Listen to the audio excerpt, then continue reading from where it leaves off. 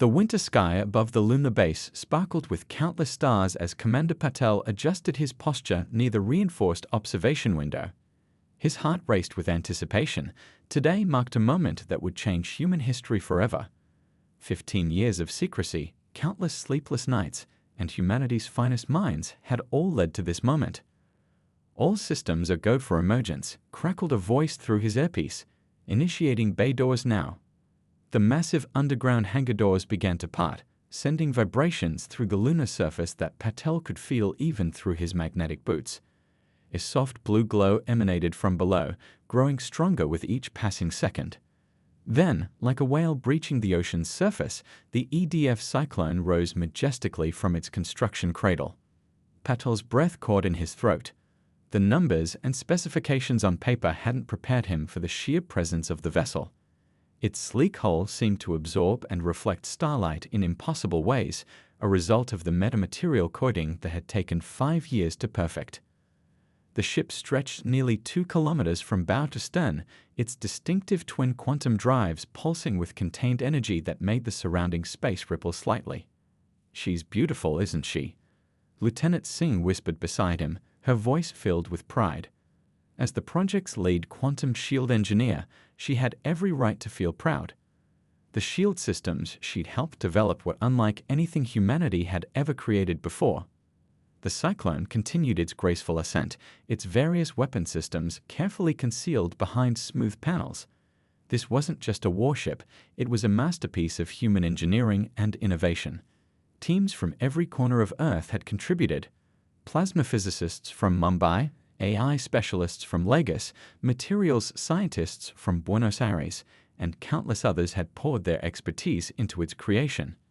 As the ship reached its designated holding position, its massive shadow fell across the lunar surface, creating an eclipse that somehow felt symbolic. This was humanity's shadow reaching out into the stars, not in aggression, but in defense of everything they held dear. "Rhine Full Systems Diagnostic," announced Mission Control. Across the Cyclone's hull, various systems began lighting up in sequence. The quantum shields shimmed into existence for a brief moment, enveloping the ship in a transparent bubble that bent light around its edges. The electromagnetic storm generators, the ship's namesake feature, powered up with a subtle purple glow before powering down again. Patel remembered the day 3 months ago when they'd first detected the Zarkax fleet approaching the solar system. The aliens had probably expected to find a helpless civilization, easy prey like so many others before. Instead, they'd soon discover that humanity had been preparing for this moment ever since their first ships were spotted by deep space telescopes decades ago. "Commander," Singh said, drawing his attention to a notification on their shared display. "All initial tests are showing green. Every system is performing above expected parameters." Patel nodded, allowing himself a small smile.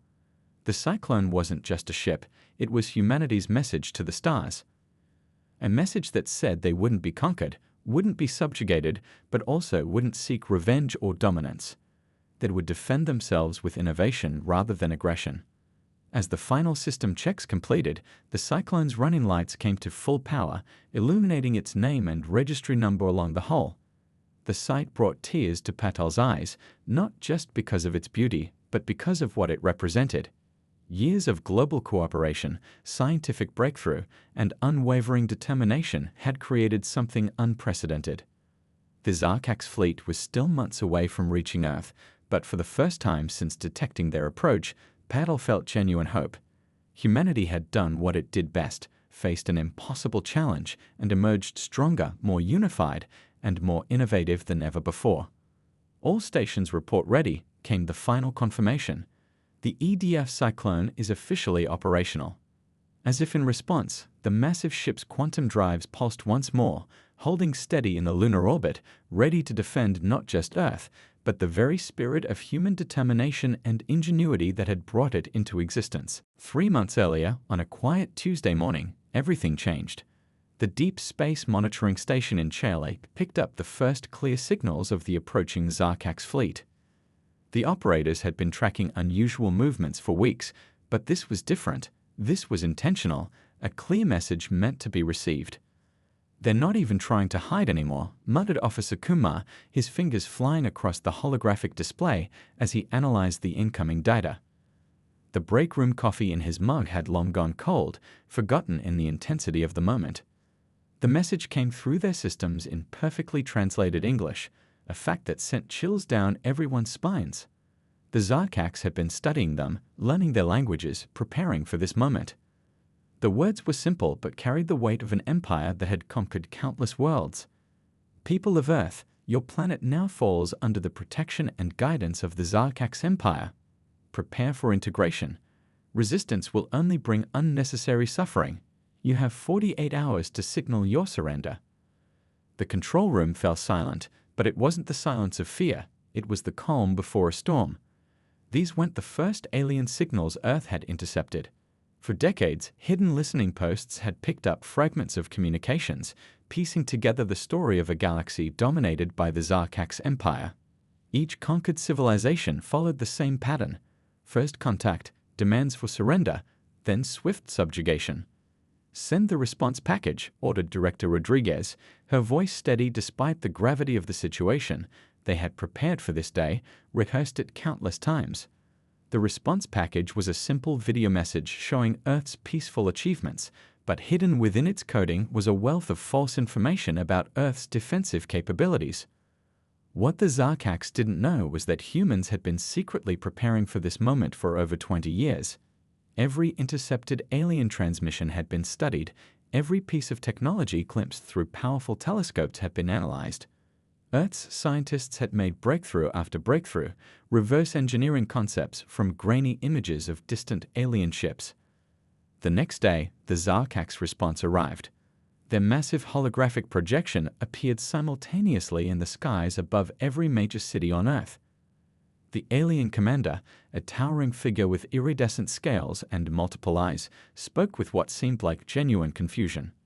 "Your species continues to surprise us," the alien said, its translator converting its clicks and whistles into human speech. "Our scans indicate primitive space travel capabilities, yet you show no fear. Explain." The global response was coordinated and calm, exactly as planned. No panic in the streets, no chaos in the markets. Instead, children pointed at the hologram with curiosity, while adults went about their business with remarkable composure. This wasn't the reaction the Zarkax had encountered before. Behind the scenes, the final touches were being put on the Cyclone. The alien transmission had actually helped. Their sensors had gathered valuable data about Zarkax communication technology from the holographic display. "They're used to species that break under pressure," Officer Kumar observed, watching news feeds from around the world. "They don't understand that pressure is what makes humans innovate." The aliens' confusion grew as their deadline passed with no surrender, yet no visible military response either. Earth simply continued its daily routines, its people united in an unprecedented show of quiet defiance. Schools stayed open, businesses operated normally, and television channels ran their regular programs, only now with occasional updates about alien positions. In orbit, automated defense platforms remained dormant, showing nothing of their true capabilities. Underground bases hummed with activity as the final preparations were made. The Zarkax Empire had made a crucial mistake. They had given humanity something it always needed to achieve the impossible: a deadline. As the alien fleet edged closer to the solar system, humanity held its breath and kept working. The Cyclone was nearly ready, and soon the Zarkax would learn that Earth wasn't just another world to be conquered, it was the planet that would change the balance of power in the galaxy forever. The moment of truth arrived on a crystal-clear morning in space. The Cyclone's first real test flight wasn't just about proving its technology, it was about showing humanity's true potential. Commander Patel stood at the helm, surrounded by a crew chosen from the world's finest space programs. "All systems nominal," reported the ship's chief engineer, her voice steady despite the historic nature of the moment. "Quantum drives are running at optimal levels." The Cyclone moved with unexpected grace for a vessel its size. As it glided past the moon's orbit, every member of the crew felt the weight of responsibility on their shoulders. They weren't just testing a ship, they were carrying humanity's hopes with them.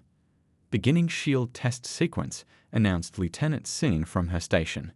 The quantum shield technology they developed was unlike anything seen before.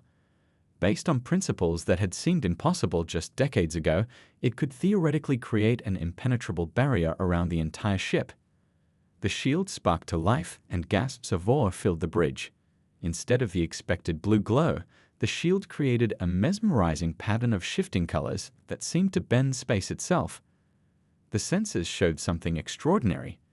The shield wasn't just deflecting energy, it was absorbing and redistributing it in ways that defied conventional physics. Energy efficiency at 200% of projected values, Singh reported, her voice trembling with excitement. The shield is actually generating more power than it's using. But the real surprise came during the weapons test. The Cyclone's electromagnetic storm system had been designed to disable rather than destroy. As they activated it for the first time in open space, the effect was breathtaking. A controlled tempest of electromagnetic energy formed around the ship, creating a swirling vortex of purple and blue lightning. "Target drones deployed," announced the weapons officer. They had set up a field of automated drones to simulate an enemy fleet. What happened next exceeded everyone's expectations. The electromagnetic storm reached out like fingers of light, touching each drone with precise control. Instead of destroying them, it simply shut them down, leaving them intact but completely powerless. It was exactly what they had hoped for, a weapon that could end a battle without taking lives. "Run complete system diagnostic," ordered Commander Patel.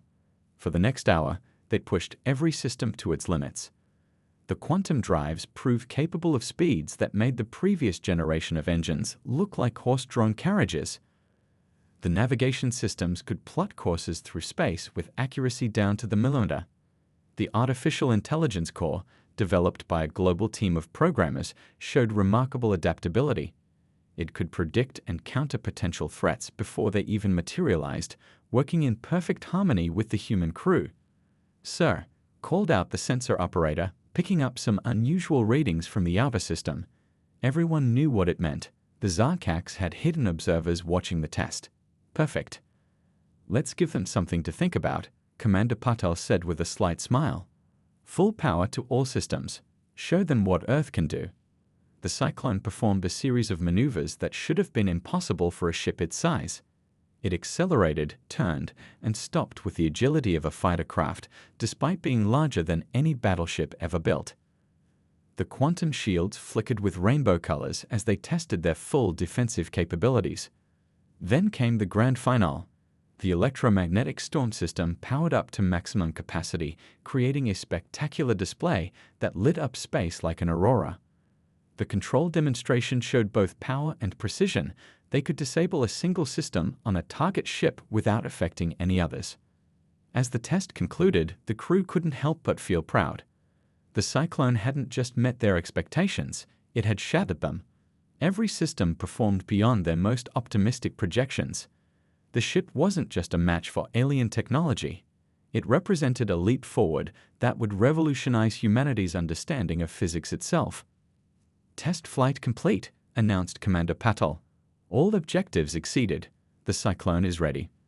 As they turned the ship back toward Earth, they knew the hidden Zarkax observers would be rushing to report what they'd seen. The message was clear.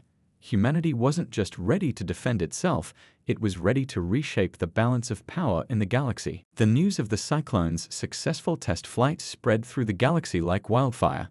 Just 3 days later, the tone of the Zarkax Empire changed dramatically. The same aliens who had demanded Earth's surrender now requested a diplomatic meeting, though their pride made them call it a cultural exchange.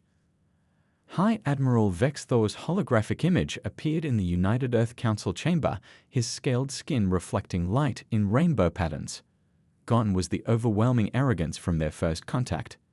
Now there was something else in his multiple eyes, a hint of respect, maybe even fear. "The Zarkax Empire recognizes Earth's unexpected technological achievements," he said, each word carefully chosen. "We propose an alliance that would benefit both our civilizations. We can offer advanced technology, star maps, and access to our trade networks." The council members exchanged knowing looks. Their intelligence networks had already intercepted frantic communications between Zarkax fleet commanders. The sight of the Cyclone's capabilities had thrown their entire military doctrine into chaos. "We appreciate your offer," replied the Council President, her voice firm but diplomatic. "However, we need to address your empire's history of subjugating other civilizations. Earth is interested in peaceful cooperation, not domination." Behind the scenes, things were even more intense. Zarkak's spies attempted to infiltrate Earth's facilities, desperate to uncover the secrets behind the Cyclone's quantum shields and electromagnetic storm system. But humanity had learned from decades of studying alien transmissions, their security was airtight. "They're trying to hack our research databases again," reported the head of cybersecurity, watching streams of alien code bounce harmlessly off their quantum-encrypted firewalls. "Sixth attempt today. They're getting desperate." The diplomatic dance continued for weeks. Each meeting revealed more about the true nature of galactic politics. The Zarkaks weren't just an empire. They were bullies who had never faced real resistance. Their technology, while advanced, had stagnated because they focused on conquest rather than innovation. "We could share our medical technology," offered one Zarkak's diplomat, trying to sweeten the deal. "Our regeneration chambers can extend life by hundreds of years." "And how many civilizations have you conquered to obtain that technology?" asked a council member, causing the alien to shift uncomfortably. What the Zarkaks didn't understand was that Earth wasn't interested in taking shortcuts. Humanity had achieved its breakthroughs through cooperation, creativity, and determination. The Cyclone wasn't just a warship, it was proof that unity and innovation were more powerful than conquest. Meanwhile, Earth's intelligence services discovered something interesting. Other alien civilizations were watching these negotiations closely.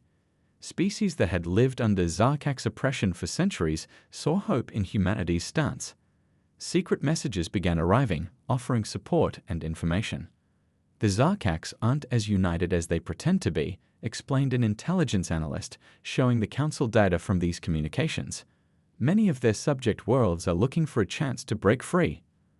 The Cyclone's very existence had changed the galaxy's political landscape.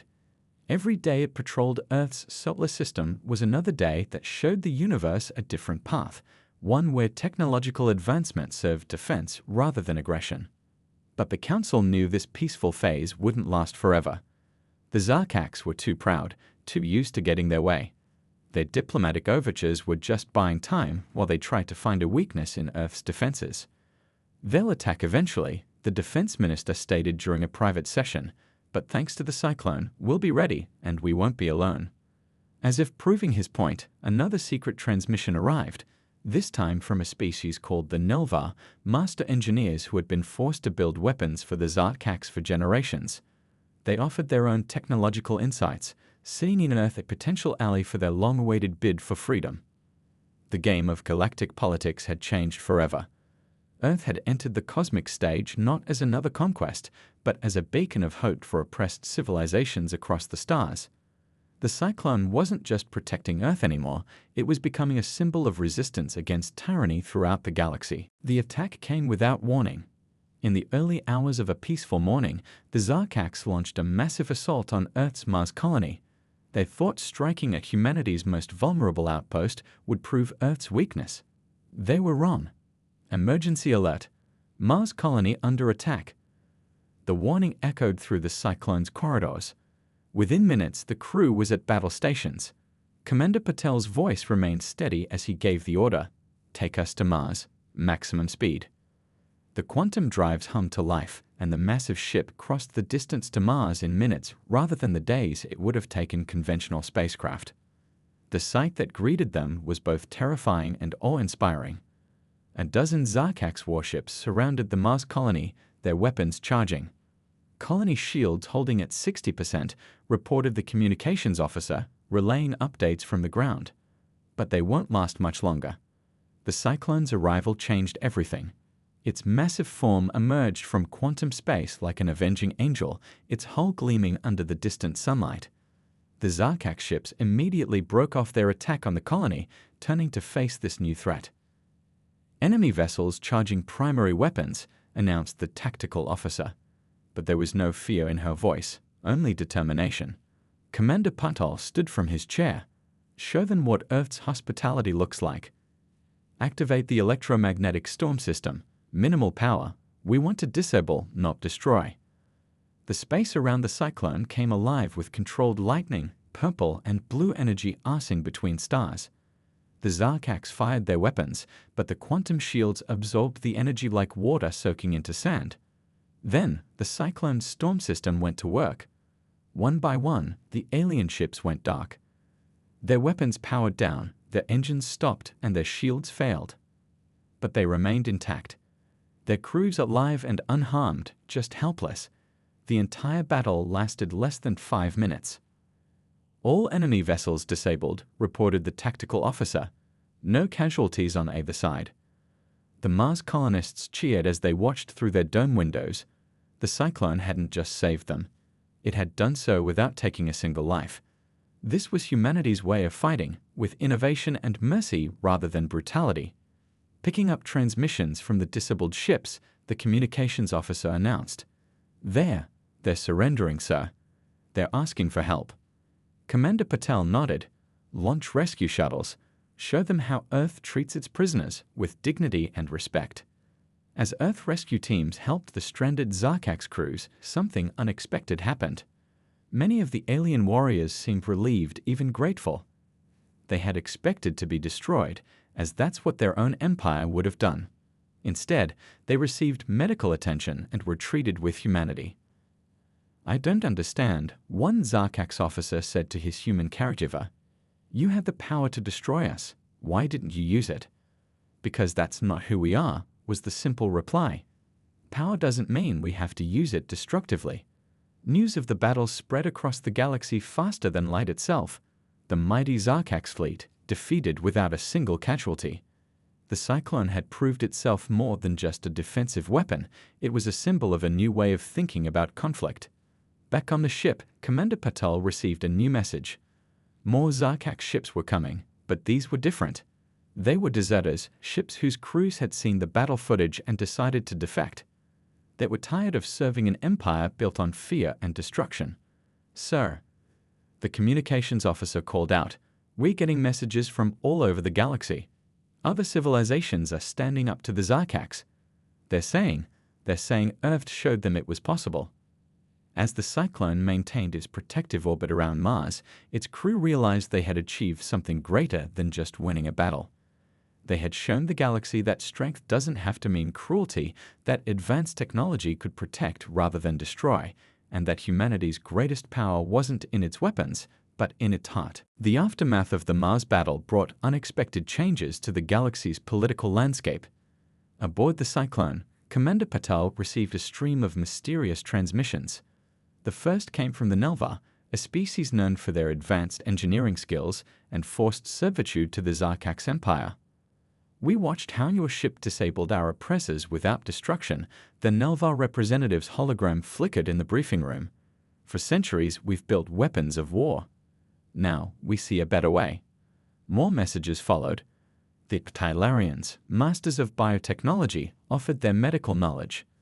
The Dracon Unity, experts in quantum mathematics, wanted to share their research. Species that had lived under Zarkax rule for generations now saw hope in Earth's example. "Another diplomatic request, sir," the communications officer announced. "This time from the Zenith Alliance.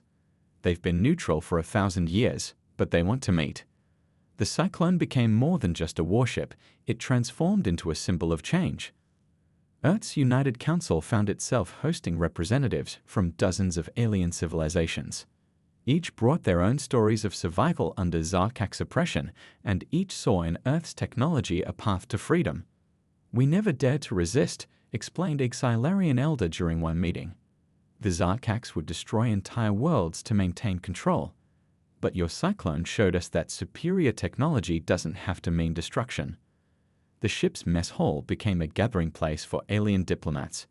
Species that had been enemies for centuries sat together, sharing meals and stories with human crew members.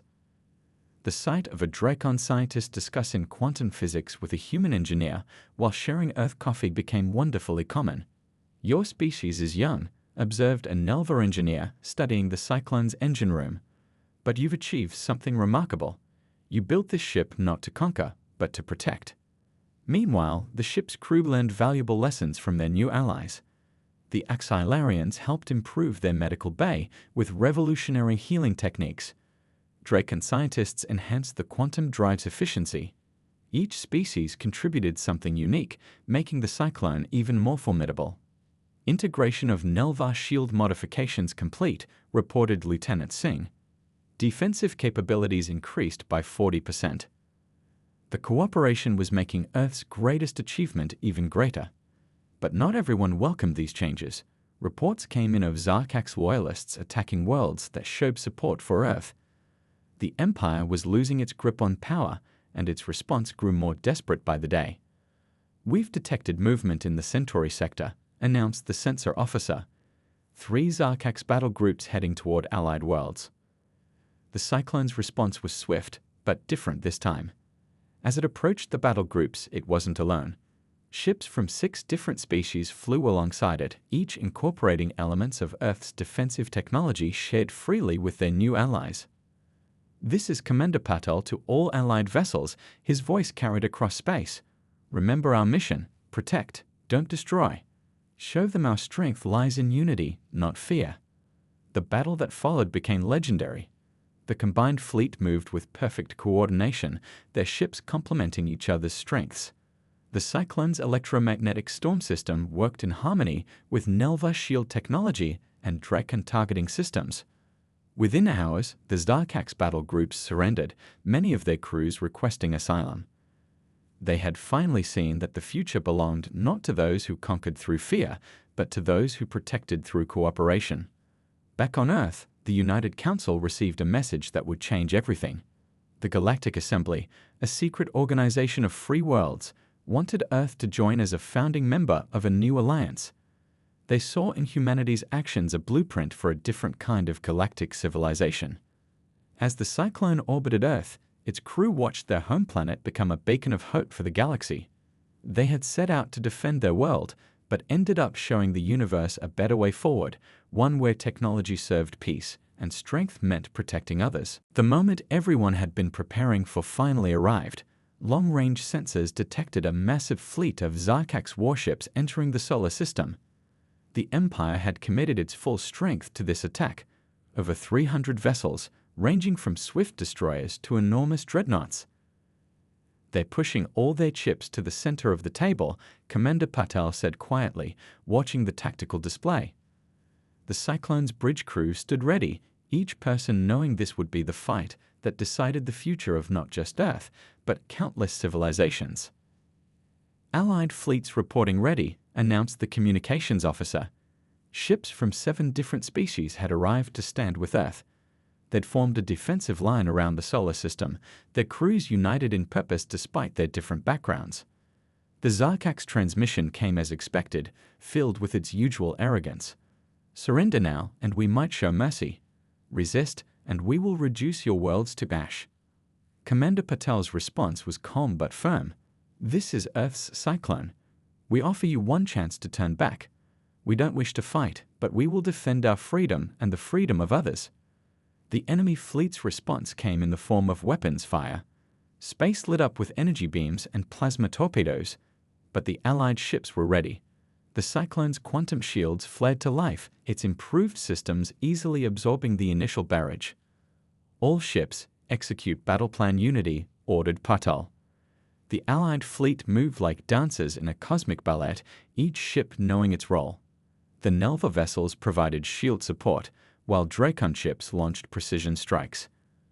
Earth's conventional fleet protected civilian installations, and at the center of it all, the Cyclone began its work.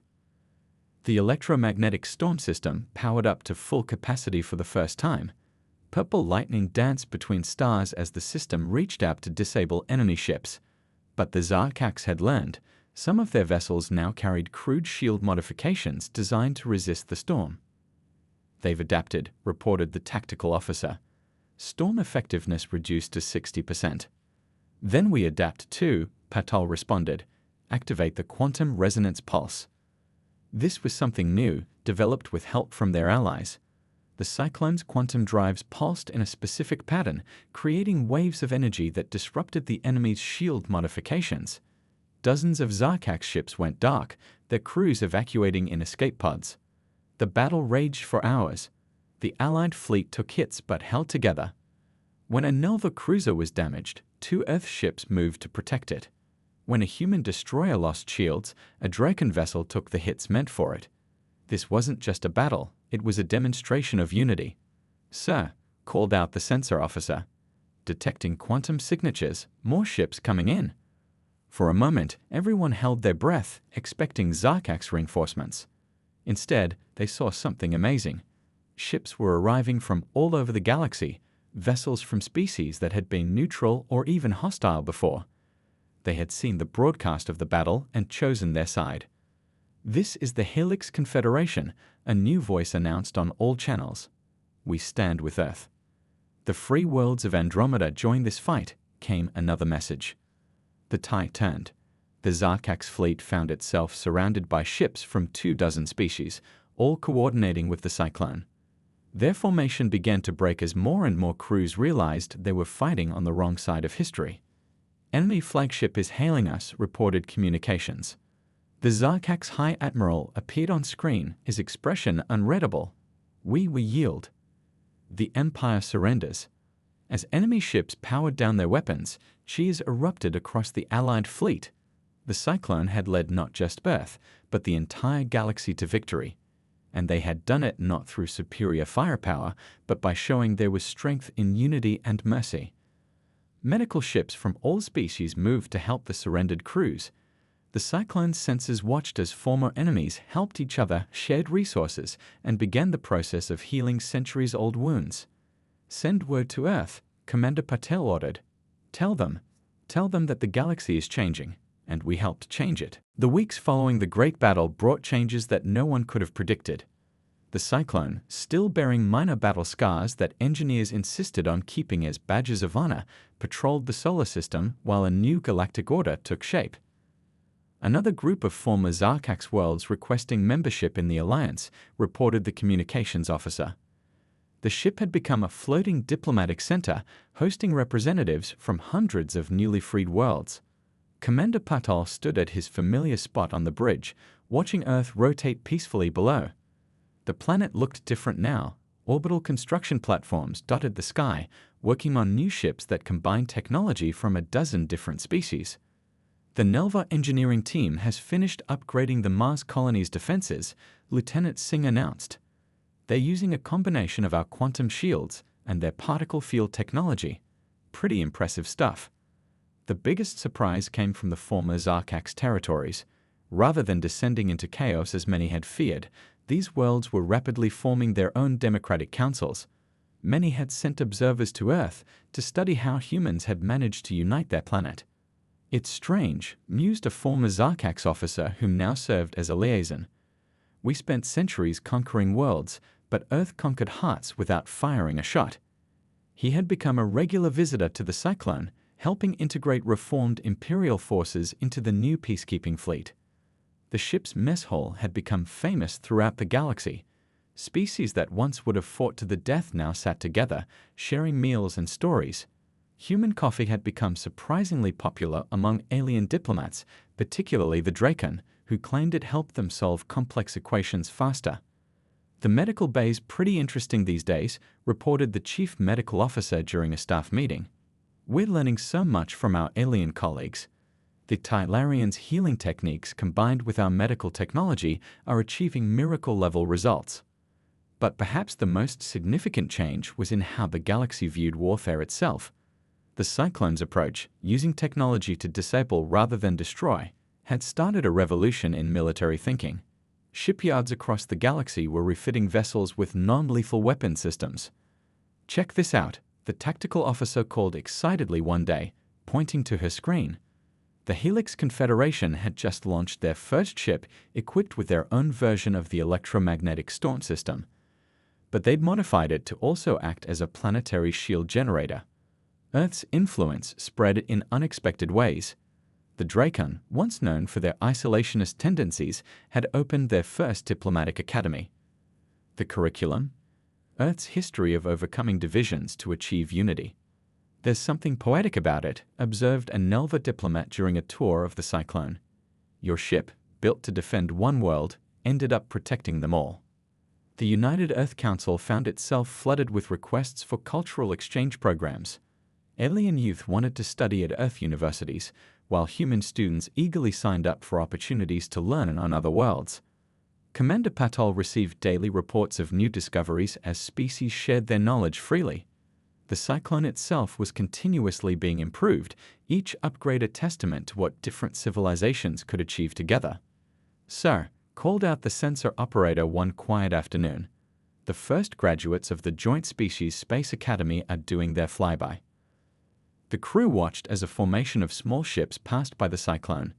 Each vessel was piloted by a mixed crew, humans working alongside former enemies and new allies. They represented the future, a galaxy where strength came from cooperation rather than conquest. The Cyclone's original mission had been simple: protect Earth. But it had accomplished something far greater. It had shown the galaxy that the most powerful force wasn't advanced technology or massive fleets, it was the ability to bring people together to find common ground among the stars. As Commander Patel watched the cadet ships complete their formation, he smiled. The battle scars on the Cyclone's hull would remain, but they told an important story. They showed that sometimes the greatest victories come not from destroying your enemies, but from turning them into friends. 1 year after the Great Battle, the Cyclone approached the newly constructed Galactic Council Station. The massive space structure floated at the intersection of major trade routes, its design incorporating architectural elements from every member species. It was a perfect symbol of the new era. Commander Patel stood on the bridge, his uniform adorned with the new insignia of the United Worlds Fleet. Behind him, the crew, now a mix of humans and aliens, worked together with practiced ease. The Cyclone had changed too, its systems enhanced by the combined knowledge of dozens of civilizations. "Station control is signaling," announced the communications officer, a young lieutenant whose grandfather had worked on the original Cyclone project. "They're ready for the ceremony." The ship glided gracefully into its designated position. Through the viewscreen, they could see hundreds of vessels from across the galaxy gathered for this historic moment. The Cyclone wasn't just attending the first Galactic Council session, it was being honored as the catalyst that made it all possible. "Look at that view," breathed Lieutenant Singh, pointing to where Earth was visible as a bright blue dot in the distance. "Did anyone imagine this when we first launched?" The ship's mess hall had been transformed into a reception area for the incoming diplomats.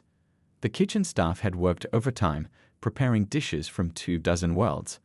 The famous human coffee now sat alongside Dracon tea and Nelva fruit juice. "Remember when we first revealed the ship?" a crew member asked during the preparations. "The aliens thought we were just another primitive species to conquer. Now they're studying our history to learn about unity."